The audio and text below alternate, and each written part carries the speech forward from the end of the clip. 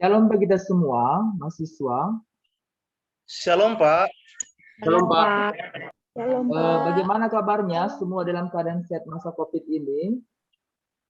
Sehat. Itu sehat, Bapak. Sehat, Pak. Sehat, Pak. Ya, bersyukur ya semua dalam keadaan sehat, puji Tuhan. Berarti masih semangat ya untuk melaksanakan perkuliahan kita secara daring, tatap muka. Tetap semangat, Pak. Iya, Semangat, Pak. iya harus seperti itu ya. Kita harus semangat dan tetap melakukan protokol kesehatan dan juga tetap dalam doa perlindungan supaya kita dalam keadaan sehat senantiasa. Bisa kan semua mahasiswa untuk menjaga protokol kesehatan dimanapun Anda berada? Bisa, Pak. Bisa, Pak. Bisa, Pak. Bisa, Pak. Oke. Iya, itu namanya mahasiswa yang nantinya yang sangat bagus ya. Kita akan lanjutkan perkuliahan kita. Terus, sebelum kita melanjutkan perkuliahan kita awali harus melalui dengan ibadah ya. Oke, kepada komisaris, siapa sekarang petugas untuk membawa ibadah? Baik, Pak. Atas nama Juwita Raja Guguk sebagai pembawa lagu pujian, Pak. Dan Ayu Ian Meke Bakara sebagai doa pembuka, Pak. Dan doa penutupnya nanti oleh Andriani Veronica Sinaga, Pak. Baik, saya persilakan kepada Juwita Raja Guguk untuk memulai ibadah proses pembelajaran pada pagi hari ini. Silakan. Baiklah, selamat pagi buat Bapak dan teman-teman sekalian. Sebelum kita mulai pembelajaran kita hari ini, ada baiknya kita mulai ibadah kita secara singkat. Baik, kita bernyanyi dari lagu pujian. Segala puji syukur hanya bagimu Tuhan. 1, 2, 3 ya. Segala puji syukur hanya bagimu Tuhan. Sebab Kau yang layak dipuja.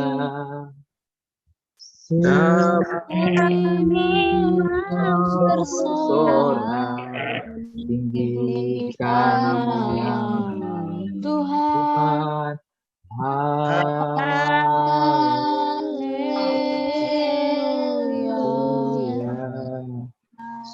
Soraklah haleluya. Soraklah haleluya. Haleluya.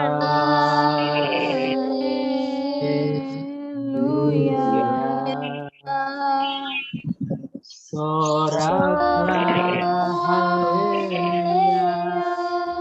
Soraklah haleluya.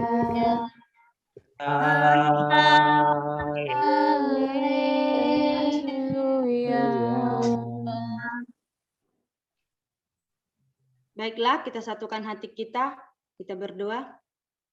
Kembali kami mengucap syukur Tuhan, di mana berkat-Mu yang kami rasakan pada pagi hari ini, Engkau masih memberikan kami sesuatu yang paling berharga ya Bapa, yaitu napas kehidupan. Bapa yang baik, Bapa yang surga, Engkau ketahui Tuhan, kami sebentar lagi akan melakukan proses pembelajaran, meskipun lewat virtual Tuhan, Engkau lah yang mengajar-ajari kami, Engkau yang membimbing kami dimanapun kami berada. Bapa yang baik, Bapa yang surga, segala aktivitas kami satu hari ini, kami serahkan ke dalam tangan pengasihan-Mu. Engkau berkati kami Bapak pribadi lepas pribadi dimanapun kami berada. Baik Bapak dosen kami Tuhan, Engkau berikan beliau kesehatan Bapak. Bapak yang baik, Bapak yang surga, banyak dosa yang kami perbuat, sengaja maupun tidak sengaja Tuhan, supaya Engkau hapuskan Bapak, supaya tidak terhalang kasih anugerah yang Engkau berikan kepada kami. Terima dan sempurnakan doa kami ini Tuhan, untuk menjuru selamat kami. Amin.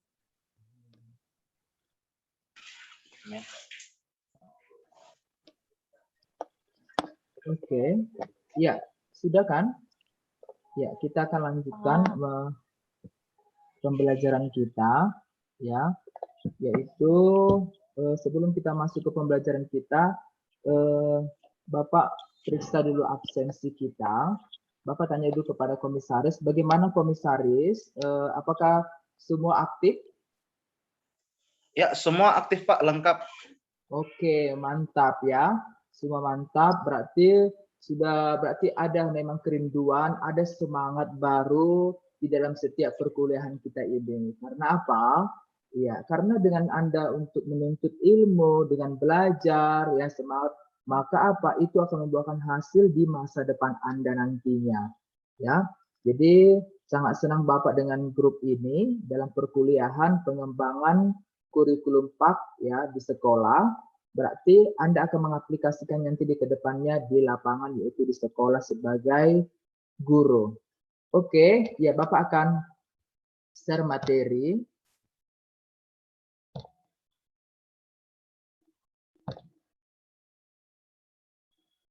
Ya.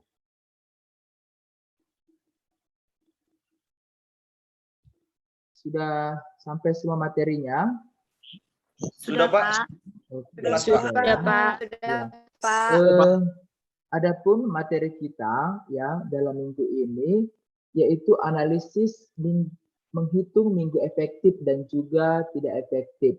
Ya, minggu yang lalu sekedar mengingat saja materi kita, siapa yang tahu? Baik Pak, saya Ruben Stinjak izin menjawab. Ya bagus. Materi kita minggu lalu Pak mengenai proses pembelajaran berbasis kompetensi dalam pengembangan RPP Pendidikan Agama Kristen Pak. Iya, bagus ya. Ya itu akan ada dalam kurikulum di dalam pengembangan RPP. Jadi dengan cara apa kita akan masuk ke dalam RPP? Yaitu pertama kali adalah dengan cara menganalisis, menghitung minggu efektif dan tidak efektif.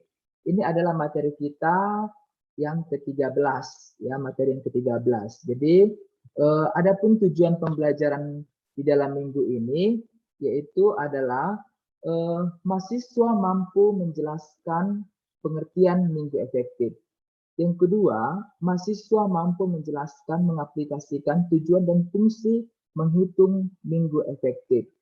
Selanjutnya, mahasiswa dapat menganalisa langkah-langkah menghitung minggu efektif. Ini adalah tujuan pembelajaran kita, bagaimana kita akan sebagai mahasiswa sanggup untuk menanggap atau juga mencapai dalam tujuan pembelajaran kita ini. Ya, ada apa itu pengertian dari minggu efektif? Ya, pengertian minggu efektif. Ya, perhitungan hari dan minggu efektif yang digunakan untuk mengatur kegiatan pembelajaran di sekolah atau madrasah. Adapun tujuan menghitung minggu efektif adalah untuk menyusun dan merencanakan program ya pembelajaran kita sebagai guru di kelas selama setahun dalam pembelajaran. Dengan demikian, tujuan pembelajaran pada tiap-tiap pelaksanaan pembelajaran akan tercapai. Dan fungsi minggu efektif adalah sebagai alat untuk mengatur waktu dalam kegiatan pembelajaran di sekolah atau madrasah, mulai dari awal pembelajaran, yaitu kita ketahui awal pembelajaran itu adalah bulan Juli, ya, sampai pada akhir pembelajaran itu di bulan Juni, selama 2 semester ya, semester ganjil dan juga semester genap. Dan kita akan masuk kepada langkah-langkah menghitung minggu efektif ya. Kemarin sudah Bapak bilang adalah untuk mempersiapkan kalender pendidikan ya. Dari mana Anda dapatkan kalender pendidikan itu? Biasanya diberikan oleh Dinas Pendidikan Kabupaten Kota masing-masing atau dari Kemenak jika Anda mengajar di Kementerian Agama atau di madrasah. Yang sudah disesuaikan dengan hari efektif ya kabupaten kota masing-masing. Bagi mahasiswa yang belum memiliki kalender, ya bisa mendownload ya di dalam Google ya. Pada tahun pembelajaran saat ini, misalnya pada tahun pembelajaran 2020 dan 2021. Ya, kita masuk kepada langkah-langkah pertama, ya menghitung jumlah minggu. Ya, bisa semua mahasiswa melihat kan? Bisa Pak, bisa Pak. Oke, jelas. bisa ya. Didengarkan ya. Pertama itu ada langkah pertama adalah untuk menghitung jumlah minggu, kita harus menghitung semua minggu walaupun di kalender pendidikan ada keterangan libur, ujian, atau juga keterangan lain. Tetapi ketika hari 1 minggu di bawah 4 hari, maka tidak dihitung banyaknya minggu. Itu adalah sebuah langkah pertama. Contoh kasusnya ya, pada bulan Agustus di kalender bulan 5 itu ada 5 minggu ya, dan di hari pertama kita masuk kepada contohnya bulan Agustus. Ini dia bulan Agustus ya, bisa kita mahasiswa lihat ya. Di sini adalah 5 minggu ya, kita bisa lihat. Tetapi kenapa jadi 4 minggu di sini? Ya, ini adalah jumlah minggunya ada 4. Kenapa? Di minggu pertama hanya ada 3 hari, yaitu tanggal 1, 2, dan 3. Ya. Jadi ini tidak dihitung karena apa? Tadi pertama yaitu angka pertama adalah, tetapi ketika hari 1 minggu di bawah 4 hari, maka tidak dihitung banyaknya 1 minggu atau banyaknya minggu. Ya, jadi pada gambar ini ya, yang dihitung minggu itu pada tanggal berapa? Ya, yaitu tanggal 4 sampai tanggal 10, itu tanggal 1 minggu. Ya.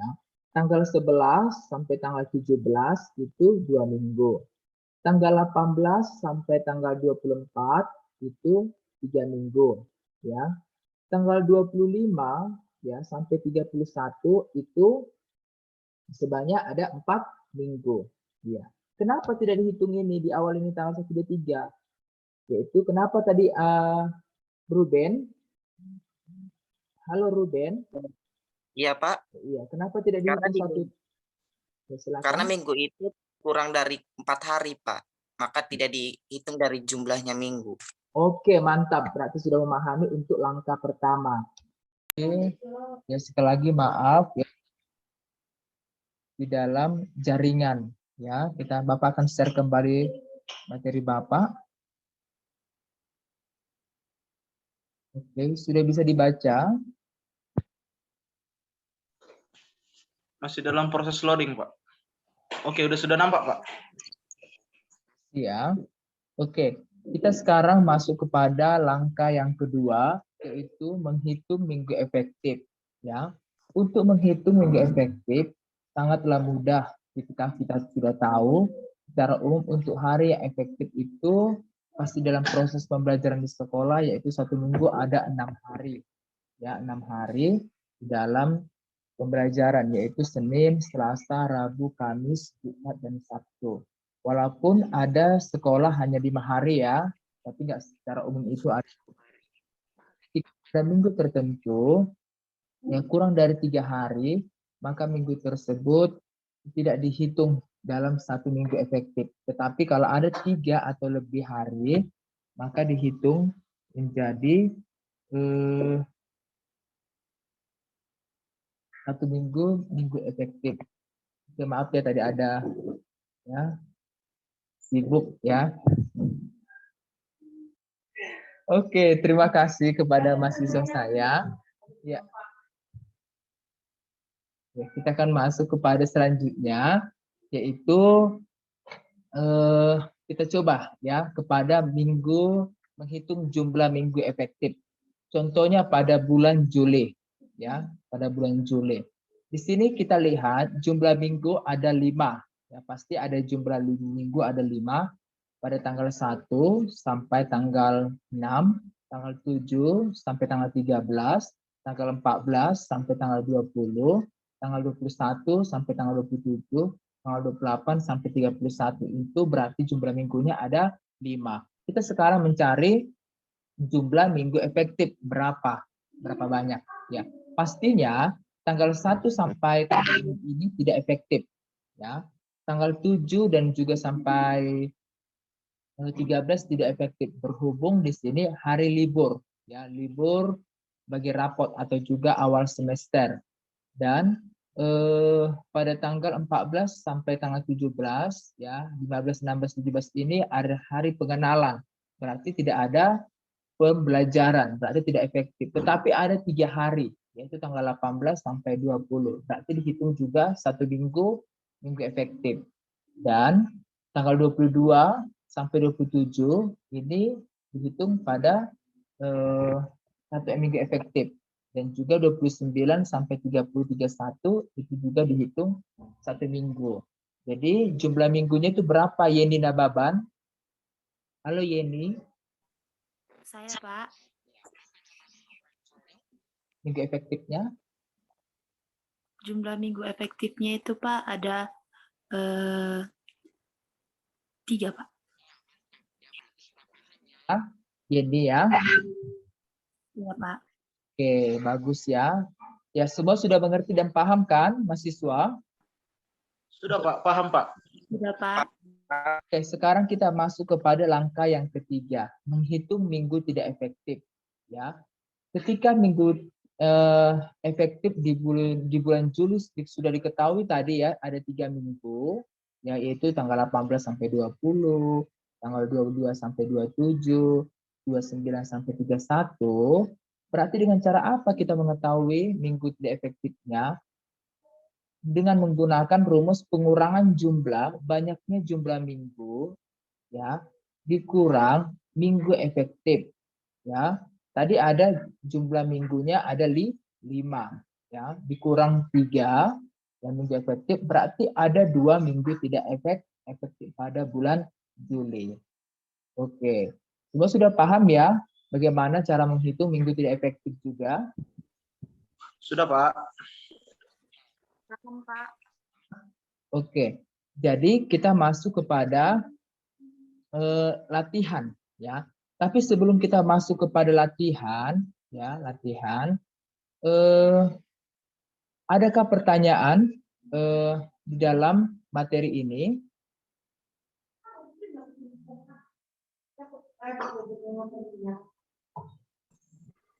Saya Roy Saputra Sihoking ingin bertanya Pak. Oke, silakan Roy Sihoking. Ya baik, terima kasih Pak atas materi yang Bapak sampaikan kepada kami sebagai calon guru yang akan regenerasi guru Pak di sekolah. Nah, yang menjadi pertanyaan saya Pak, bagaimana dengan ujian ulangan tiap bulan Pak? Apakah masuk ke dalam minggu tidak efektif Pak? Terima kasih. Oke, ya sangat ya pertanyaannya dari Roy Sihombing, berarti sudah mulai memahami.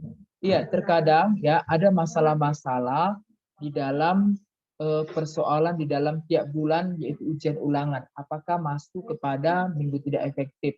Ya, iya. Secara kalender pendidikan, ya bahwasanya ketika dalam setiap materi itu Anda sampaikan memang harus perlu ada evaluasi, ya. Ada evaluasi tiap bulan. Evaluasi tiap bulan, misalnya ketika indikator itu sudah tersampaikan, tujuan pembelajaran sudah tersampaikan, harus dievaluasi itu tiap bulan. Tetapi Anda harus selingi berganti. Ya, misalnya setengah menyampaikan materi, baru 2 les lagi atau 1 les lagi kuis. Itulah seperti itu ulangannya. Jadi itu tidak termasuk di dalam minggu efektif. Tidak termasuk di dalam tidak minggu. Jadi tetap dihitung minggu efektifnya. Ya, itu tetap dihitung jumlah minggu efektif ya dalam 1 bulan itu. Ya, karena apa? Kalau memang tiap bulan dilakukan evaluasi, ujung-ujungnya sedikit minggu tidak efektif. Ya, sedikit minggu tidak efektif. Jadinya yang dilakukan itu evaluasi itu memang bisa tiap bulan. Tetapi ada baiknya itu yang 1 minggu khususnya itu semua mata pelajaran, yaitu pada mid semester dan juga akhir semester. Jadi kalau untuk masing-masing guru itu terserah, nggak apa-apa dilakukan evaluasi, tetapi tidak dihitung minggu efektif, maksudnya tetap dihitung minggu efektifnya, gitu. Ya, tetap maksudnya tidak dihitungnya itu tidak bisa gitu, harus tetap dihitung minggu efektifnya pada bulan ini, seperti itu. Bisa dipahami, Roy? Baik Pak, terima kasih Pak buat penjelasannya. Pertanyaannya ya. Oke, selanjutnya ada lagi pertanyaan sepintas dalam analisis menghitung minggu efektif dan tidak efektif. Saya Andriani Sinaga ingin bertanya, Pak. Oke, bagus. Silakan Andriani. Baiklah, terima kasih Pak atas materi yang telah Bapak sampaikan kepada kami. Kami sebagai calon guru yang akan menjadi guru Pak nantinya di sekolah. Nah, yang menjadi pertanyaan saya Pak, pada bulan Desember tersebut Pak, bagaimana dengan sehabis ujian akhir semester? Apakah itu tetap dihitung minggu efektif atau tidak Pak? Soalnya warnanya sama-sama putih seperti minggu efektif, Pak. Terima kasih, Pak. Oke, iya Bang, sangat bagus. Terima kasih ya pertanyaannya kepada Andriani. Mungkin ya ini adalah dua pertanyaan ini sudah menjadi utusan ya buat teman-teman semuanya mahasiswa ya dalam pertanyaan yang terakhir, yaitu ketika sudah selesai ya ujian akhir semester, apakah itu tetap ditutup minggu efektif? Karena garisnya memang warnanya tetap warna putih seperti bulan Desember ini. Gambar ya ini adalah tidak dihitung lagi minggu efektif ya. Mungkin kalau kita di lapangan di sekolah, mungkin waktu Anda SMA atau pada saat sekolah habis ujian ya tidak ada lagi proses pembelajaran, tidak ada lagi proses pembelajaran, yang ada remedial dan bagi rapot. Jadi itu tidak dihitung lagi minggu efektifnya ya. Jadi sampai habis evaluasi bagi rapot ujian, habis itu hanya remedial hanya evaluasi aja, tidak ada lagi materi baru gitu, atau juga proses pembelajaran yang diperlakukan oleh guru dan kepada siswanya.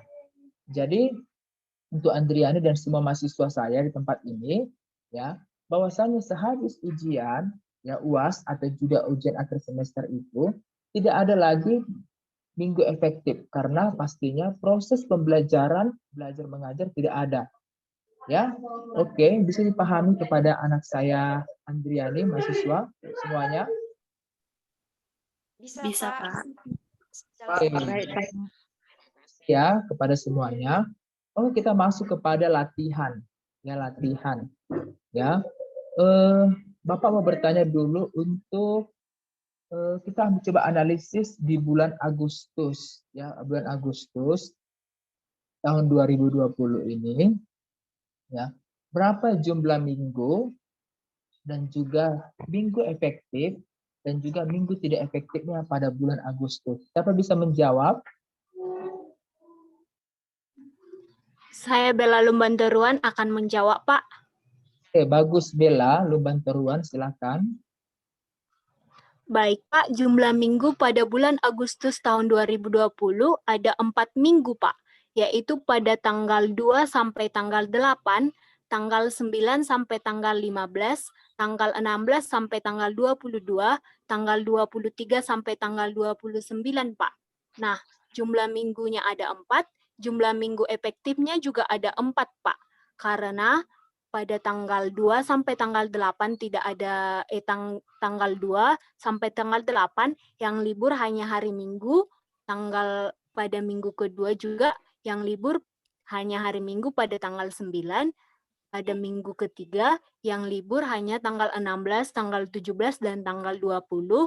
Nah, ada 4 hari sisa masih termasuk dalam minggu efektif, minggu keempat yang libur juga pada cuma hari Minggu, Pak. Jadi jumlah minggu efektifnya ada 4 dan jumlah minggu tidak efektifnya tidak ada, Pak. Oke, bagus ya, ada 4 ya. Ya, berarti minggu tidak efektif. Ya, bagus Bella ya. Terima kasih ya kepada Bella, berarti semua sudah paham walaupun pertanyaan jawabannya hanya kepada Bella ya yang menjawab. Oke, selanjutnya Bapak coba dulu untuk bulan Oktober pada kalender ini. Ya. Bulan Oktober ya. Ada berapa jumlah minggu dan juga minggu efektif dan minggu tidak efektifnya? Silakan, siapa bisa? Baik, Pak. Saya Monica ingin mencoba menjawabnya, Pak. Jumlah minggu pada bulan Oktober 2020 ada 4 minggu, yaitu pada tanggal 4 sampai tanggal 10, tanggal 11 sampai tanggal 17, tanggal 18 sampai 24, tanggal 25 sampai 31. Nah, minggu efektifnya ada 3 minggu, yaitu tanggal 11 sampai tanggal 17, tanggal 18 sampai 24, tanggal 25 sampai 31. Dan jumlah minggu tidak efektifnya ada 1 minggu, Pak, yaitu pada tanggal 4 sampai tanggal 10. Di mana di situ tanggal 5 sampai tanggal 10 ada ujian tengah semester, Pak. Oke, aduh, saya sangat senang sekali.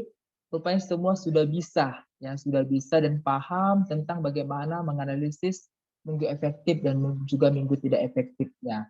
Oke, jadi Sangat bagus, sangat baik ya. Terima kasih kepada mahasiswa saya semuanya. Berarti sudah paham ya semua mahasiswa ya? Kita lagi Bapak tanya. Sudah, Pak. Ya, Pak. Jadi kita masuk kepada penugasan ya. Pada mahasiswa saya, buatlah dalam satu tabel dan lakukan perhitungan minggu efektif dan minggu tidak efektif pada kalender pendidikan tahun pembelajaran 2021 yang ada di lokasi Anda. Misalnya ketika ada di Jambi saat ini, cari atau minta kalender pendidikan dari kepala sekolah atau guru yang ada di sekolah Anda itu. Mau di Kabupaten Samosir, Kabupaten Tobasa, atau juga Tapteng, ya, itu juga bisa Anda cari, Anda minta. Setelah itu, setelah sudah Anda dapatkan kalendernya, hitung jumlah minggu tiap bulan, selanjutnya jumlahkan pada semester ganjil dan genap. Selanjutnya, hitunglah jumlah minggu tiap bulan. Selanjutnya, jumlahkan pada semester ganjil dan genap. Dan selanjutnya, hitunglah jumlah minggu tidak efektif tiap bulan. Selanjutnya, jumlahkan pada semester ganjil dan genap. Oke, bisa dipahami tugasnya, mahasiswa? Bisa, Pak. Bisa, Pak. Bisa, Pak. Kalau ada yang tidak tahu, itu nanti bisa kamu chat pertanyaan Anda di WA grup kita. Atau juga kurang paham, ya bisa juga dibaca di buku kita, ya, yang ada di modul yang telah Bapak berikan. Oke, bisa ya mahasiswa ya? Bisa, Pak. Bisa, Pak. Adapun kesimpulan kita dalam pembelajaran ini, ya, dalam minggu ini, pada minggu ke-13 ini, yaitu jadi ketika seorang tenaga pengajar harus mampu menghitung minggu efektif dan tidak efektif pada kalender pendidikan. Bagaimana pula kalau seorang guru tidak dapat menghitung pertemuan yang efektif selama 1 atau 2 semester, tentunya ya pencapaian dalam program tahunan, program semester, dan juga pertemuan dalam pelaksanaan pembelajaran akan tidak tepat atau berantakan. Ya, jadi seorang guru itu sangat perlu terlebih dahulu menghitung minggu efektif dan juga minggu tidak efektif, supaya proses dalam program tahunan dan juga proses pertemuan dalam per semester Anda di RPP nanti bisa berjalan baik sebagai tanggung jawab dan kewajiban seorang guru. Ya, bisa ya, mahasiswa? Ya. Bisa, Pak. Bisa, Pak. Bisa. Bisa, Pak. Calon guru untuk misalnya tanggung jawab saya di semester ini ada 20 pertemuan minggu efektif. Harus kita lakukan, ya, harus kita tanggung jawab gitu. Supaya apa? Di dalam pencapaian, di dalam kompetensi dasar dan indikator itu dan standar kompetensi tersampaikan dalam setiap evaluasi nantinya. Jadi mahasiswa atau siswa Anda nantinya, belum saya pelajari ya materi ini. Padahal Bapak ini sudah dibuat soalnya seperti ini. Berarti Anda ada kosong di situ. Anda tidak mengajar pada pertemuan-pertemuan yang telah sudah ditetapkan oleh dihitung oleh minggu efektif dan juga ditetapkan dalam program semester Anda atau program tahunan Anda. Oke, demikian ya semua ya mahasiswa saya ya. Oke, terima kasih. Ya, sebagai bukti ya kepada komisaris, ya kita bisa berfoto bersama ya sebagai bukti. Atau juga siapa di sini yang pakai laptop bisa di screenshot dulu. Halo. Sepertinya hanya Bapak yang pakai laptop, Pak. Kami semua dari HP masing-masing, Pak. Sama juga nggak apa-apa ya, kalau memang Anda pakai apa, handphone, screenshot ya. Ada yang pakai apa? Laptop?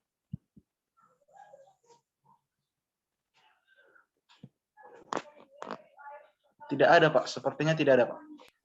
Tidak ada, Pak.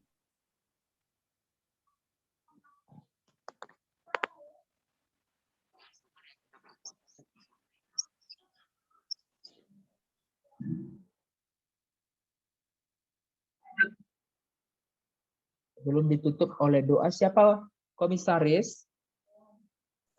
Baik, Pak. Yang membawa doa penutup kita hari ini, Pak, adalah Andriani Pronika Sinaga, Pak. Baiklah, sebelum kita menutup pembelajaran kita pada hari ini, ada baiknya kita berdoa. Mari kita bersatu di dalam doa. Terima kasih Bapa, terima kasih Yesus, terima kasih Roh Kudus buat kasih dan penyertaan Tuhan yang begitu luar biasa yang masih bisa kami nikmati hingga saat ini. Saat ini Bapa, kami telah selesai melakukan pembelajaran kami. Biarlah apa yang telah kami pelajari dapat kami pahami dan kami mengerti serta kami ingat sehingga ketika kami nanti menjadi seorang guru, kami dapat menerapkannya itu dalam dunia pendidikan. Bapak yang baik, sesaat kami akan mengakhiri pertemuan ini, biarlah Tuhan yang menyertai kami pribadi lepas pribadi, baik dengan Bapak dosen kami Tuhan Yesus, Engkau menyertai beliau, berikan beliau kesehatan dan panjang umur, berkatilah keluarga beliau. Begitu juga dengan kami Bapak, mahasiswa YKN Tarutung ini, Engkau menyertai dan melindungi kami. Bapak yang baik, kami berdoa buat kedua orang tua kami, Engkau tetap menyertai mereka, lindungi mereka, berikanlah kesehatan kepada mereka. Bapak yang baik, kami adalah manusia yang tidak pernah luput dari kesalahan dan dosa.